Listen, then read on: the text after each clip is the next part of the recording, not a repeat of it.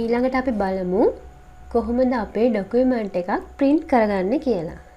ඒ සඳහා අපි file tab එක මත ක්ලික් කරලා මේ මෙනු එකෙන් print කියන එක සිලෙක්ට් කරනවා. එතකොට මෙන්න මේ විදිහට Word window එක වෙනස් වෙනවා. මෙතන පෙන්වනවා document එක print preview එකක්. print කරන document එක print out එක අපිට ලැබෙන්නේ මොකක්ද කියන එක මෙන්න මෙතනින් අපිට බලා ගන්න පුළුවන්. print වලට අදාළ settings මෙන්න මේ කොටසින් අපි select කරන්න ඕනේ. copies කීයක් අවශ්‍යද?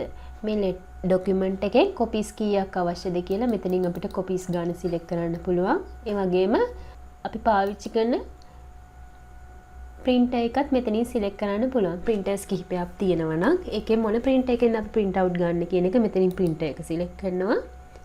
ඊළඟට මේ document එකේ තියෙන ඔක්කොම pages and මේ document එකේ pages ගොඩක් තියෙනවා නම් ඔක්කොම pages select කරනවාද? එහෙම නැත්නම් මේ අපි select කරපු මෙතන පෙන්නන preview එකේ පෙන්නන current page එක විතරද? එහෙම නැත්නම් අපිට අවශ්‍ය pages මොනවද කියලා කීවෙනි පිටුවේ ඉඳලා කීවෙනි පිටුව දක්වාද කියලා ක්‍රමා දාලා අපිට දෙන්න පුළුවන්. උදාහරණ විදිහට 1 පළවෙනි පිටුව ඊළඟට 4 වෙනි පිටුව මේ විදිහට අපිට print out අවශ්‍ය පිටු ටික විතරක් අපිට select කරලා දෙන්න පුළුවන්.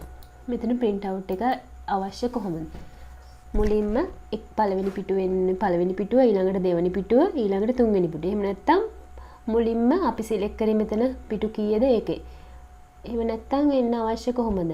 මුලින්ම එන්න ඕනේ පළවෙනි පිටුවේ print ටික. ඊට පස්සේ එන්න දෙවෙනි පිටුවේ print ටික. ඊට පස්සේ එන්න තුන්වෙනි පිටුවේ print ටික. මේ විදිහට දෙන්න අවශ්‍ය. ඔයාලට අවශ්‍ය collated ටික select කරන්න ඕනේ. ඊළඟට page size එක. අපි document එකේ print out එක ගන්න මොන page size එකෙන්ද කියලා මෙතනින් select කරන්න. ඔයාලට අවශ්‍ය A4 නම් මෙතන A4 කියන එක select කරන්න. ඊළඟට margins. මෙතන තියෙනවා margins. margins කලින් හදන්නත් පුළුවනි. එහෙම නැත්නම් මෙතනින් ඔයාලට අවශ්‍ය විදිහට margins වෙනස් කරගන්නත් පුළුවන්. මේ විදිහට අපිට අවශ්‍ය settings ටික select කරගෙන print කියන එක උඩ click කරාම මේ විදිහට print out එකක් ගන්න පුළුවන්.